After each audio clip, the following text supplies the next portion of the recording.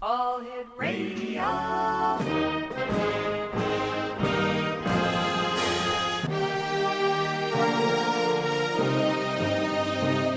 Welcome to the X Zone, a place where fact is fiction and fiction is reality. Now, here's your host, Rob McConnell.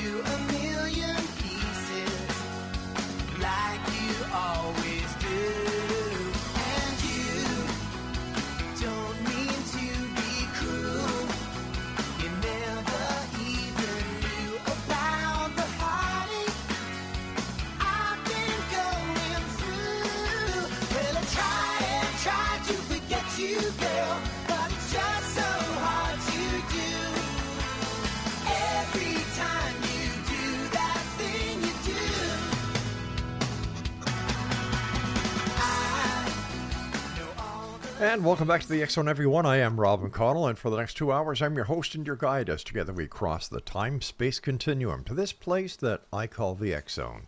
It's a place where people dare to believe and dare to be heard. It's a place where fact is fiction and fiction is reality. The X Zone comes to you Monday through Friday from 10 p.m. until midnight, right here from our broadcast center and studios in St. Catharines, Ontario, Canada, on the X Zone Broadcast Network, and your hometown radio, Classic 1220, and streaming around the world at classic1220.ca. If you'd like to send me an email, the email address is the same at xzone@classic1220.ca. My guest this hour, Exonation, is Julie Ryan, and she is a psychic medium and medical intuitive. And Julie can sense what medical conditions and illnesses a person has and can facilitate energetic healings. She can communicate with spirits, both alive and dead. Julie can scan animals, access people's past lives, and she can tell how close to death someone is.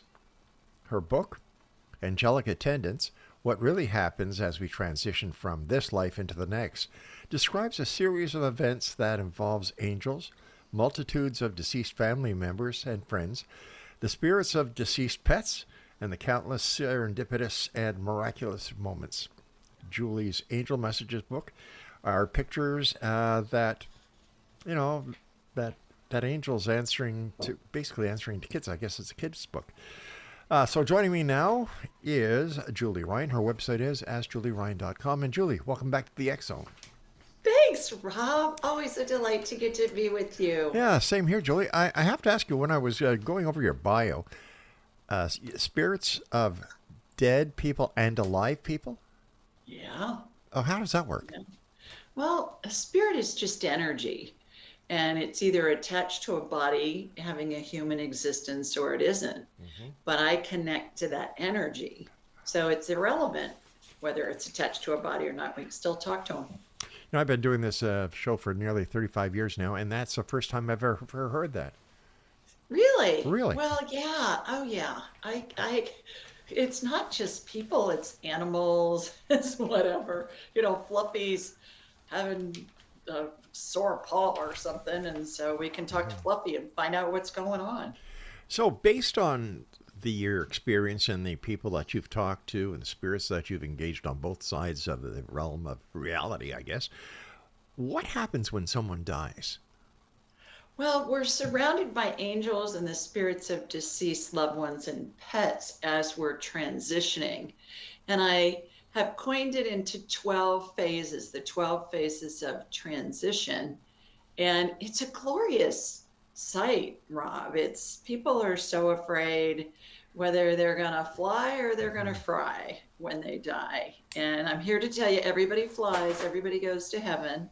And it's really something that helps balance the heart-wrenching part of losing a loved one. And we can tell how close to death somebody is. And to your point earlier, we can communicate with that person while they're still alive and find out what they need and if they're in pain and things like that. Very helpful for the family. So what I was going to say what possessed you. No, that's the wrong thing to say on this show. What was your inspiration on writing your book about people who are dying, their transitions, and what happens? Well, the first time I saw this was when my own mother was dying in 2002. And then a couple of years later, 2 or 3 years later, I had seen it in my mind's eye many times with other family members and friends' family members. And so one day I was with my mentor and teacher, and the spirit of this dead Pope showed up, Rob. And he had his Pope hat on and his shepherd's rod and his Pope outfit. And Uh-huh. I said, the red shoes and everything. And I said, well, who are you? And he said, well, I'm Clement. And I said, there was a Pope Clement. I never heard of a Pope Clement. And he chuckled and he said, yeah, I was number 6. And I said, okay, well, how may I help you? And he said, you're supposed to teach the world what happens when somebody dies. I said, I'm not doing that. I'm a businesswoman. People will think I'm nuts. And he said, yeah, just get on with it. And so, long story short, I went out to my car Hmm. to leave, and just for kicks, I did an internet search on my phone of Pope Clement VI and learned that he was in office during the Black Plague when 2/3 of Europe died. And he's best known for his prayers for the dying and his prayers for the dead. And I thought, girl, you can't make that stuff up. And that's how the book came to be. I was urged by a dead pope to write this book. What's it like to actually communicate with someone who has passed away, and here you are hundreds of years later talking to them? Well, it's just like I'm talking with you. I say something either aloud or in my Hmm. head, and I'll get a thought that will come into my head immediately, sometimes before my thoughts even finish being thought out, and it will be an answer from that spirit. And it's important to remember, too, Rob, that we can communicate with any spirit, and it doesn't matter whether we knew them or not. So who do you want to talk to? A dead pope? Do you want to talk to Elvis? Do you want to talk to Mother Teresa? Who do you want to talk to? It doesn't matter. You just think of them, and that tunes our satellite dish head that receives and transmit frequencies like what we're doing now. Your radio station is transmitting a frequency in the form of megahertz, That's right. and it's the exact same concept. And it works great, regardless of whether you knew that person or not. So, with all these people who have passed over the centuries, how are you able to tune into that one specific person, that one very person that you actually want to communicate with? Just think of them, and that tunes our satellite dish head into their frequency. And it's been my experience, Rob, that spirits keep the same frequency throughout all of their lifetimes. And so we connect into that frequency, and then it opens something similar to your radio channel. It opens up a two-way communication where we can send frequencies back and forth in the form of thoughts. And the interesting thing about that is, it's been my experience too in talking with bazillions of spirits over the years, that it doesn't matter whether you speak their language that they spoke when they were alive, as you knew them. It comes in a way that we understand. So it'll come in our language that we speak, the information. It's pretty cool. Yeah, it certainly sounds pretty cool. But all right, let's turn the tables. What happens if the spirit, like the Pope, wanted to talk to you? How do they find you wherever you are? Same thing, same principle. They just communicate with us. They hook into our signal, and then that opens up that two-way radio communication that I alluded to earlier. Right. I think it's important to remember too that spirits are communicating with all of us all day long. They're sending guidance, they're sending their love, their support. And most of the time we don't even pay attention to it. Or if we get a thought, sometimes we'll disregard it. Excuse me, because we think, oh, that's just our imagination going. But I equate it to when you're on a plane and it's a rainy day and it's very overcast and you take off. And then once you break through that cloud layer, and you see the white puffy clouds in the blue sky up above, well, those rain clouds are occluding you being able to see the sun in the blue sky. It's similar to that in our day-to-day lives. We have to be able to raise our frequency high enough so that we can communicate with spirit. Because Rob, you've heard me say this before, spirit doesn't communicate on the I feel crappy channels because the vibration's too low. But are we saying that spirits on the other side are actual intelligent beings, that they maintain a certain extent of intelligence? Do they gain intelligence when they're over there? I don't understand how this works. Great questions. Of course, coming from you, great questions always. The way my perception, the way that this works is once we're in spirit form, we have access to universal intelligence. So anything that we want to know is available to us just by asking. We can ask a deceased loved one. We can ask any spirit that ever lived. We can just ask spirit, God, the universe, our loved ones, the angels, all of them together collectively, because we're all a fractal of the divine. We're all part of source. So I would imagine that on the other side, all the information, let's say from the Akashic records or from wherever this data has been accumulated over the centuries since the beginning of time, everyone on the other side has access to it. Correct. Yes. How come people can't access it from this side? Or is it that we can, but we don't? Yes, it's the latter. We can, but we don't, because we're busy with our lives and living the human experience, which is fine. That's why we're here. Right. And I think most people don't know that they can, but we've all had the experience of telepathic communication, Rob, when we think of a person and then we get an email or a text or a call, or we run into them and we say, oh my gosh, what a coincidence. Well, there isn't any coincidence there. There never are any coincidences. It's just a matter of you received that telepathic communication, and that's how that person showed up. You were thinking of them and they showed up. You were basically getting a heads up, hey, you're going to run into Mary Sue walking down the street. And you run into Mary Sue. Hopefully not with your car. All right, you and I have to take our break. Please stand by. Exonation Julie Ryan is our special guest. Her website is AskJulieRyan.com.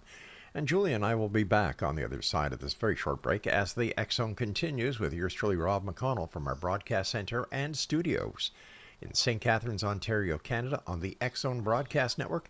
And, of course, your hometown radio, Classic 1220, streaming around the world on classic1220.ca. We'll be right back. Don't go away.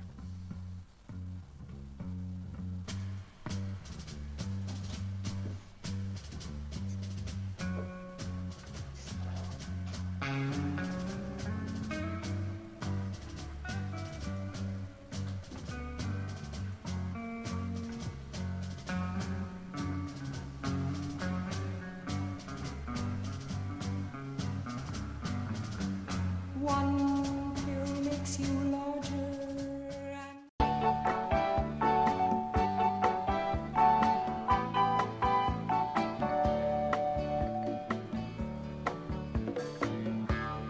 Nibbling on sponge cake, watching the sun bake. All of those tourists covered with oil, strumming my six string on my front porch swing.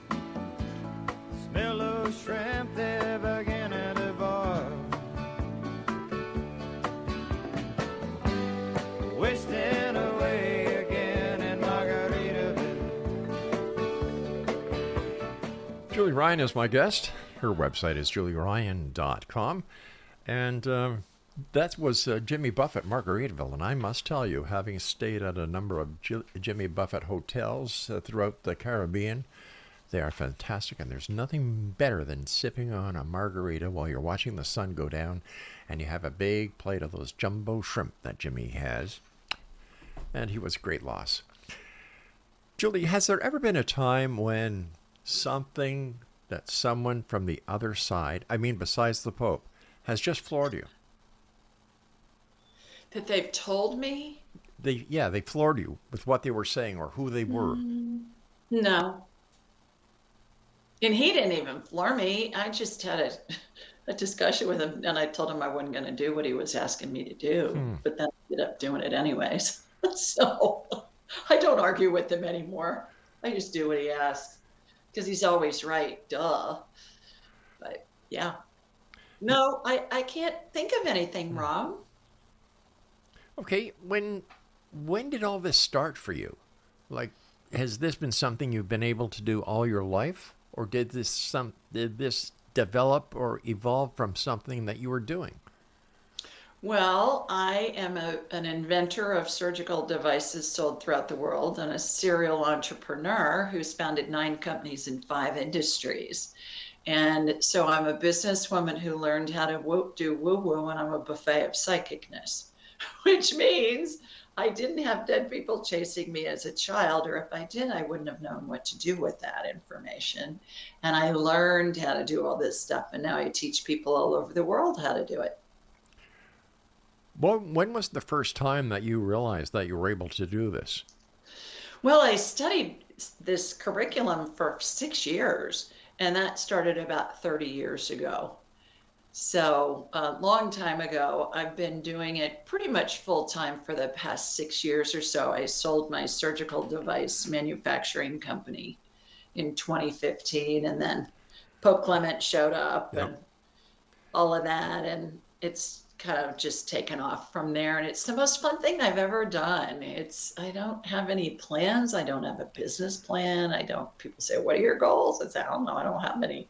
They say, well, what do you mean you don't have any? I say, I just go where I'm led.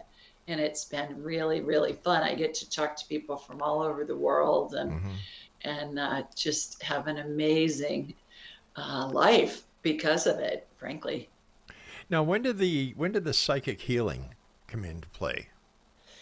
When I was studying it, I learned a curriculum that was formulated and constructed by a former NASA physicist named Barbara Brennan. My teacher and mentor studied with Barbara Brennan, and she used very complex quantum physics principles to facilitate energetic healing. And that's what I learned how to do. And then, of course, over the years, I've added my own twist to things and refined it. And now I teach everything that took me 6 years to learn. I teach it in a weekend. And it works great. Everybody can do this. Once we connect with spirit, you can do it all. You can talk to dead people. You can talk to alive people's spirits. You can talk to animals, alive or deceased. You can tell how close to death somebody is. You can help facilitate energetic healings, do past life stuff. That's what I jokingly refer to as my buffet of psychicness. But what happens if someone, as we all know, we're told we have free will? The information that you're getting from spirit, what happens if it's not right? What happens if the person, according to the spirit, is supposed to turn left? And when that person gets to that junction in their life, they turn right, throwing the spirit's information and intel totally off. Well, that never happens on the spirit side. Spirit always gives us accurate, concise information from a place of love, and it's our prerogative whether or not we follow it. Like I went back and forth with Pope Clement for years saying, no, I'm not putting myself out there to do this. And I always use a caveat of, if it's a future event, there are a bazillion variables that come in to affect an outcome. Right. So I can give you what I'm getting at this moment in time. It may be different in an hour, in a day, in a week, in a month, in a year. All I can give you for future events is what I'm receiving at this moment in time. But Spirit's always going to give us information that's going to be loving and kind and all of that. They'll never say anything that's cruel or going to hurt anybody in any way. Let's say somebody comes to you for your ability to communicate with the other side, and they pose you the question, and you, using the technique that you have to communicate with the other side, can't find that person. Is it possible that that person is reincarnated and that's why you can't reach their spiritual plane? I'm always able to find them because it goes back to that spirit. I'm always able to find the spirit because it goes back to what I mentioned a couple minutes ago, which is the frequency of that spirit stays with them throughout all of their lifetimes. Yeah, I understand that. But what I'm saying is if the person has been reincarnated and is back on planet Earth, for example, how do you communicate with that person? Because the frequency of that spirit stays the same in all of their lifetimes. So it's like you're Rob in this lifetime, but your spirit frequency number is, XYZ 732. I tune into XYZ 732, and it doesn't matter whether you've reincarnated or not. I'm tuning into your spirit, and your spirit's going to communicate with us whether you've reincarnated or not. That's irrelevant. But if you've never read or if you've never found Rob McConnell again on that set frequency, how do you know what frequency to contact him at? Because he keeps the same throughout all of his lifetimes. Okay, no, regardless of how they incarnate or when. So Rob, your frequency that you're playing the part of Rob in this lifetime, you may have been Gwendolyn who lived in France in 1832. It's still going to be the same frequency of the spirit. It's like you're starring in a different movie in that lifetime. Right. Does that make sense? Well, yes and no, because I understand that part, but how do you first initially find out what the frequency of Rob McConnell has been any time in history? By thinking of you. If somebody says, hey, I want to talk to Rob McConnell, then I focus on Rob McConnell and that frequency shows up, whether Rob's reincarnated as Susie Smith or anything else. That frequency is always going to stay the same. And whether I go in through Susie Smith or whether I go in through Rob McConnell, I'm still going to get the same frequency. I see. The information that is stored from the beginning of time that spirit has access to, would these be the Akashic records that we hear about? Yes, I believe so. And you said that people on this side of the veil could also communicate or gain access from the Akashic records by communicating with their spirit. Is there any way that they can circumvent the spirit and go directly to the records? Yeah, absolutely. And we do that with past lives and we do that with other information. And it's really fun. Past lives are really fun, Rob, because we can normally glean information that we can validate and corroborate with historic documents online, whether it be a census or whether it be a some property records like a deed or something like that. And it's really fun. Military records, we get all kinds of information like that from those Akashic records. And it's fascinating. And then what we'll do is we'll figure out how does that correlate with what the person is experiencing in this lifetime. This morning I had a client and we did a past life scan with her, and we got that she was a Girl Scout in like the 1960s. She's a young woman in this lifetime as of today. And we got information about something that happened when she was a Girl Scout. And it correlated with something that she was going through at this moment in time. So there's always some connection. And it's as if we're back to playing a role in a movie and we're looking at the same basic script, but we're looking at it from a different perspective, different time, different place, different set of circumstances, same basic script. For example, let's say you were a communicator as the town crier. You know, you'd come out and say, hear ye, hear this announcement from the palace or whatever in a past life, let's say in Europe. And in this lifetime, you're on the radio.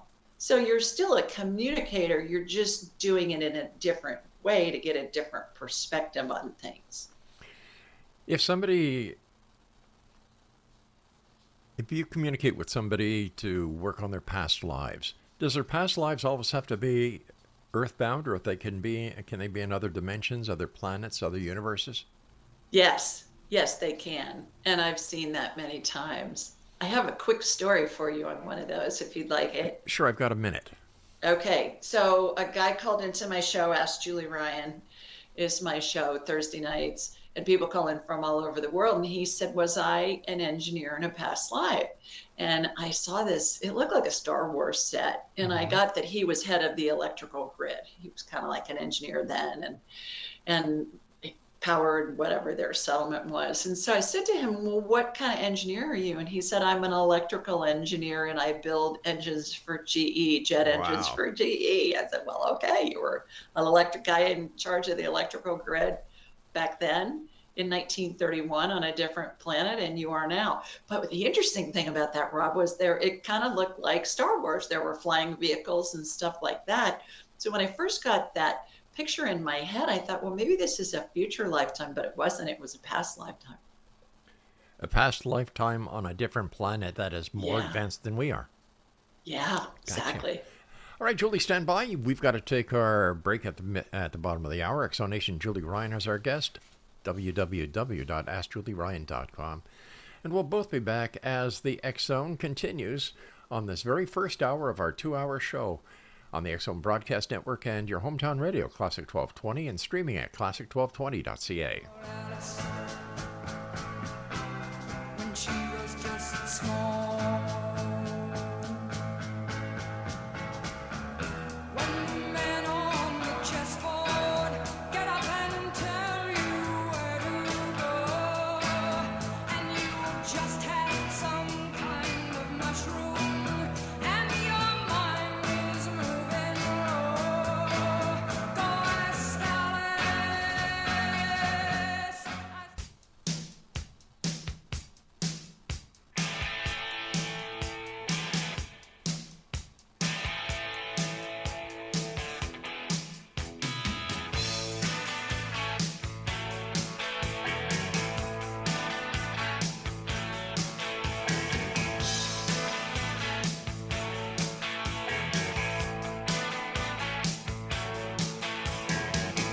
When I was a young boy, simple with those young boy ways. Now that I'm getting older, so much older, I long for those young boy days with a girl like you, with a girl like you. Lord knows there are things we can do, baby. Just me and you, come on and make it up. Hurt so good.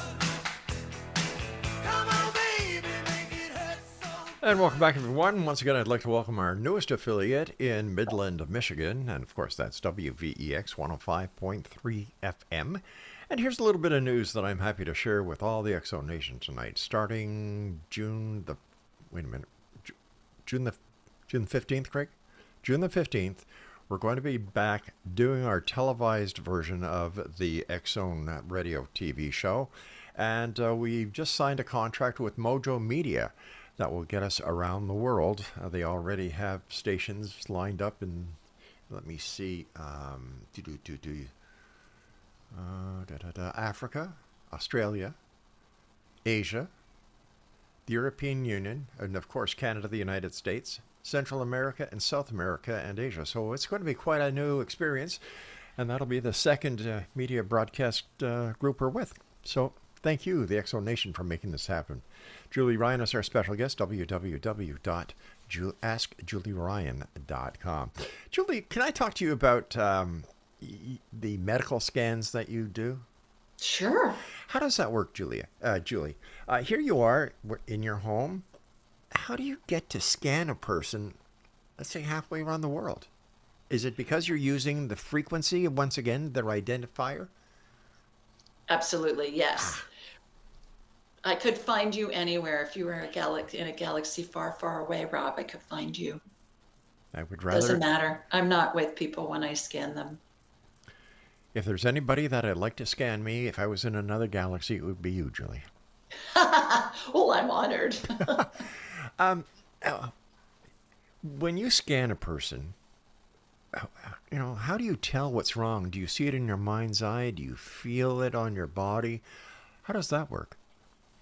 I see it in my mind's eye. I'm a visual learner. So my information from spirit's going to come in visually first. Normally, I get information downloaded into my head. I call those divine downloads.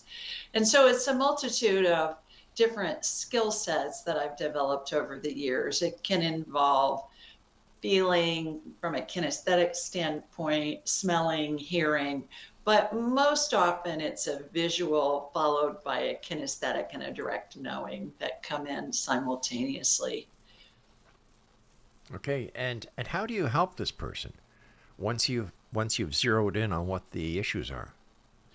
Well, I'll envision connecting with them, and I watch a laser beam come from my body. I'm in the southeast US, I'm in Birmingham, Alabama, and I'll watch it go directionally, like it's going to come up and find you in Ontario.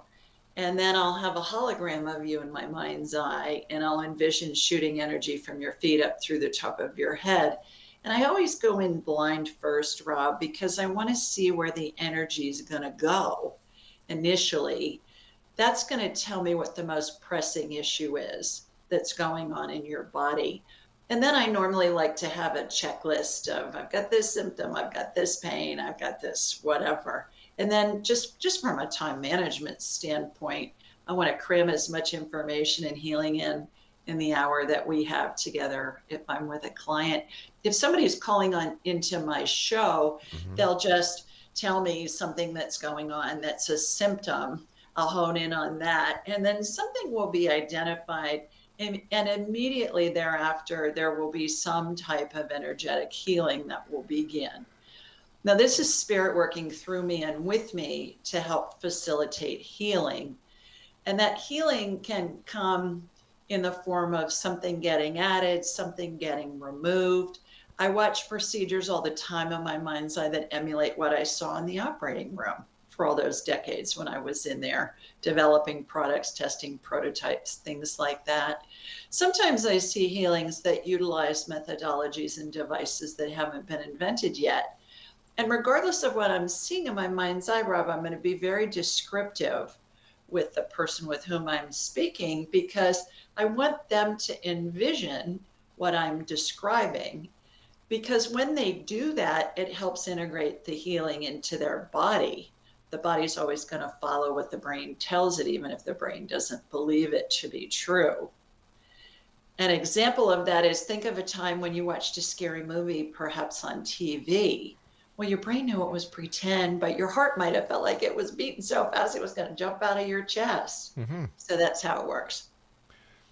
What does the medical community say when their patients come back and what they've previously diagnosed as being a problem isn't there anymore?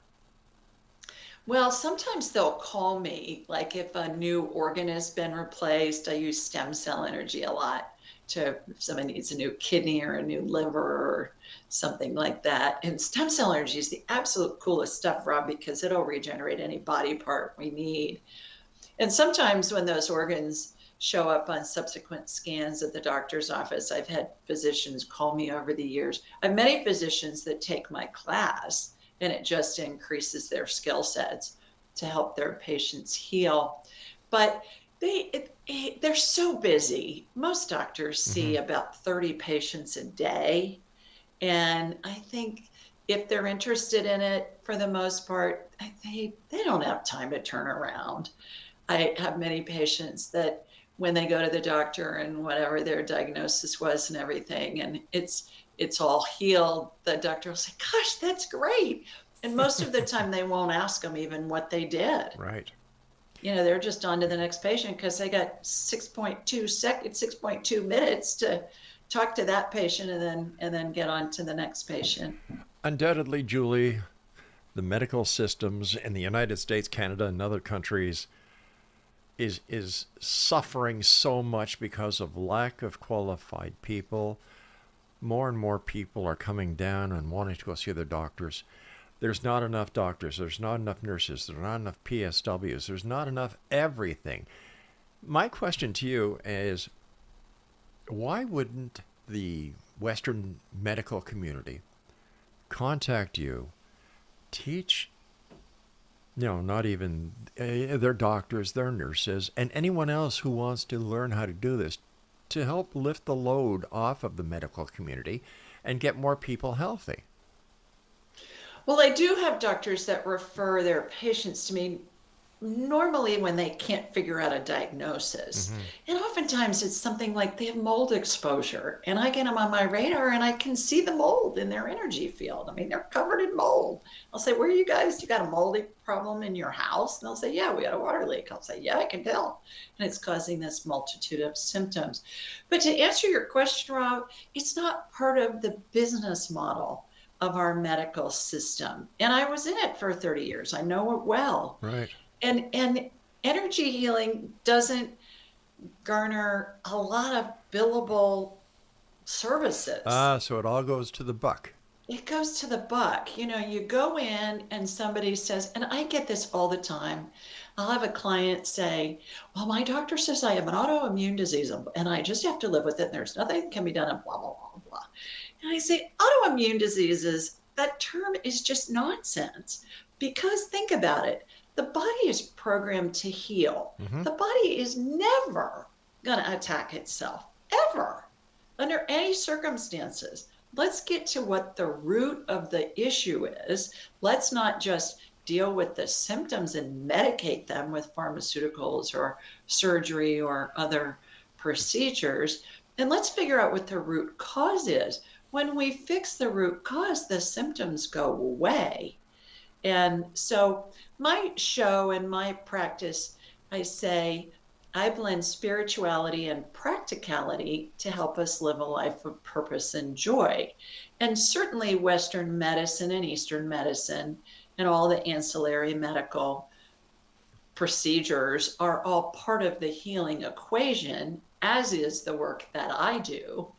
And yet, if I'm in a car accident and I'm bleeding out and I got a bunch of broken bones, take me to the closest trauma center. Right. I don't want somebody praying over me that would be great as an adjunct, but no, I want to go to Western medicine. Sure. But they're really good at sickness care, not so good at wellness care.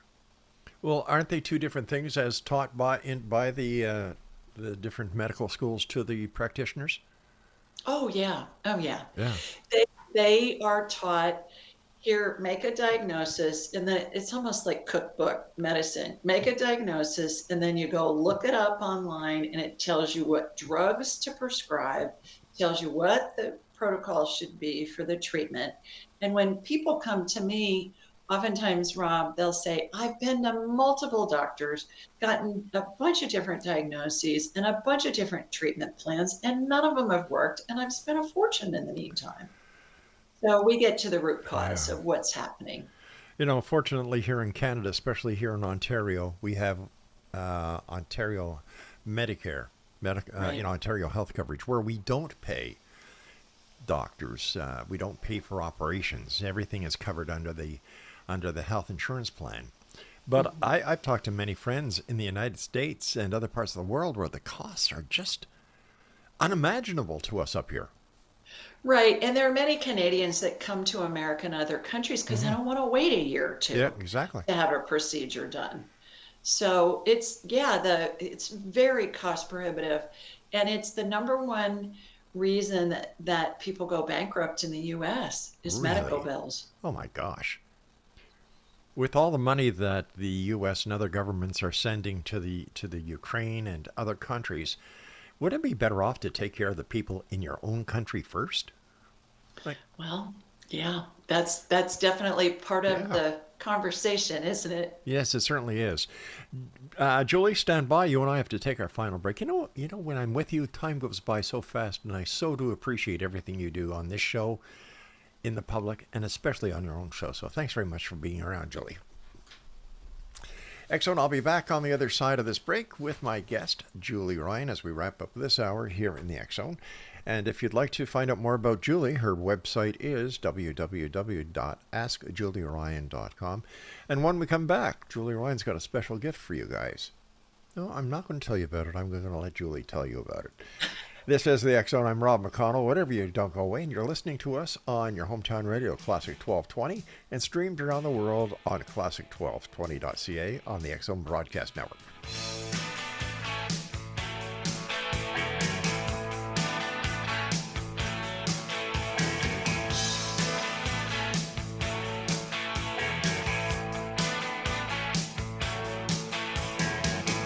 When I was a young boy, said put away those young boy ways. Now that I'm getting older, so much older, I long.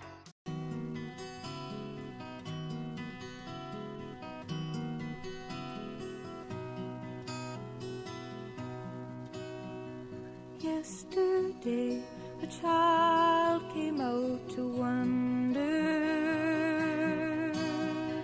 caught a dragonfly inside a jar. Fearful when the sky was full of thunder, and tearful at the falling of a star.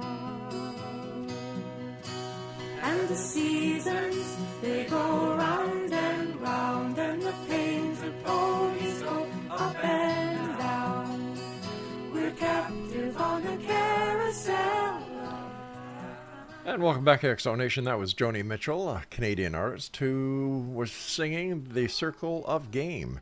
And this is the X Zone Nation on your hometown radio, Classic 1220, streaming classic1220.ca.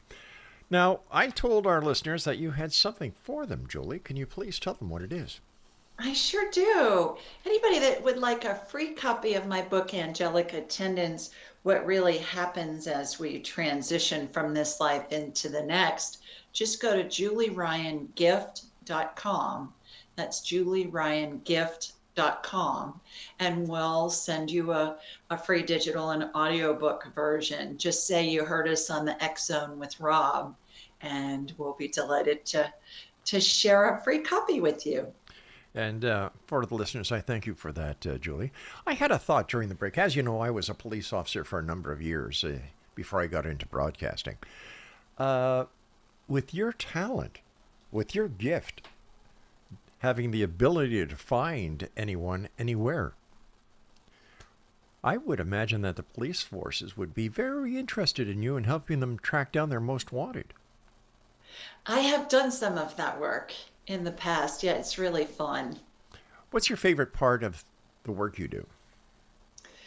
Oh gosh, just the people that I get to meet, Rob, from all over the world, and people who take my class, and then I get close with them. There's hundreds of them of all walks of life, from physicians and judges and professors and other medical professionals to plumbers and housewives and teachers, and really all walks of life, and then to see them all be together online in our practice sessions, and a lot of them have become very dear friends and go visit each other in different homes and even different countries, and it's really been just a joy to watch all of it unfold. Pope Clement has been guiding me to continue to expand this, and that's what I'm in the process of doing and having a ball doing it.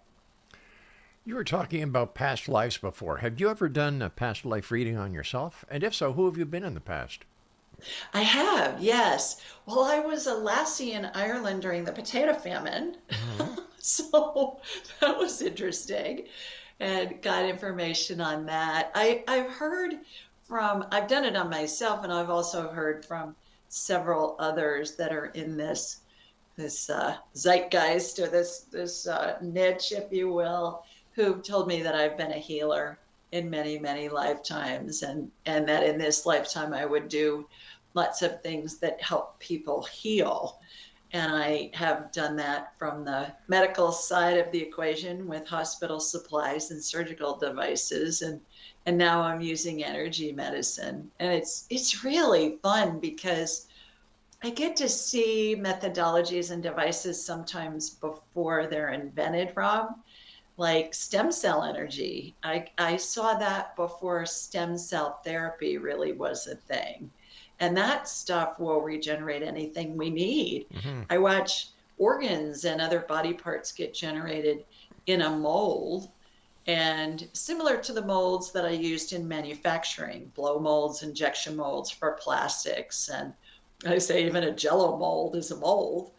And then I'll watch a liver get generated with stem cell energy, or some other body part. It's just fascinating. It's so much fun. When communicating or when reading somebody who you're doing the past life regression on, how do you know if they're being sincere with their answers to you or if they're just doing it as a prank? I don't do past life regression with hypnotists like a hypnotist would do, or hypnotism, past life regression. I do what I call past life scans. I'm an entrepreneur, so of course I have to do it differently, Rob. And I envision myself in this endless hallway, which I think is the Akashic Records. Like if I was going to do a past life scan on you, I would be in the Rob hallway. And floor to ceiling, the ceiling's very, very tall. The walls are narrow. And floor to ceiling are these big square mirrors lined up perfectly in vertical and horizontal columns. Each mirror represents a different lifetime. So we'll have a question that will come up with together, something like, was Rob a communicator in a past life? And the mirrors that represent those lifetimes will come out from the wall as if they're on a hydraulic arm. And then I'll say, show me the one that correlates the most with what Rob's doing in this lifetime. And that one will come out the furthest. And then I'll envision myself walking into the mirror, and it's as if I'm walking into a scene in a movie, kind of like Alice walking in through the looking glass. Now that is cool. Yeah. And then I'm given where it was, when it was, a little bit of information about it. And then, as I mentioned earlier, we'll correlate it with what's going on in your current life. So I had one recently that was fun. I had a young man, probably in his early 30s, and we got that he was an RAF pilot during World War II, and we got his name, and we got where he was stationed, and we got what kind of plane he flew, and things like that. And he was able to corroborate all that information with online historic documents. So I always say, I can't make this stuff up. I'm not that creative. So the truth is out there. All you need to do is want to know what it is. Yes, exactly. Ask a question, and then you're going to get an answer. And it's the first thing that comes into your head as fast as you can snap your fingers, or before. At what age do you suggest that people start investigating their past to make their present that much more richer? Whenever they're led.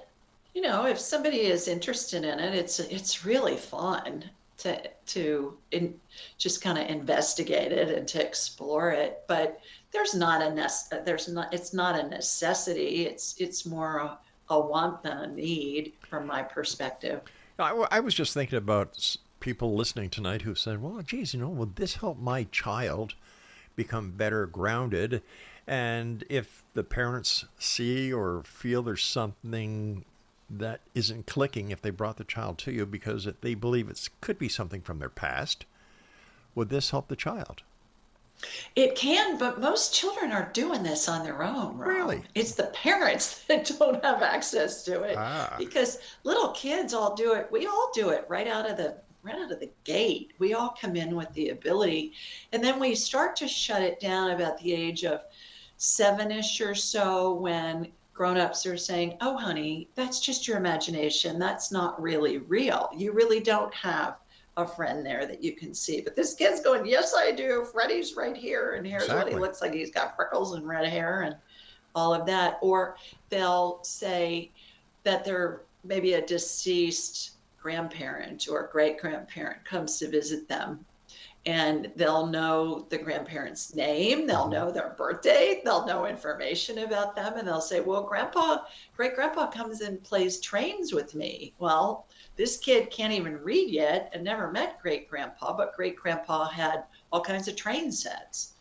So that's what my children's book series, Angel Messages, is all about, because I had so many parents and grandparents come to me over the years, Rob, and they said, how can I explain that little Johnny knows this information and little Johnny can't read yet?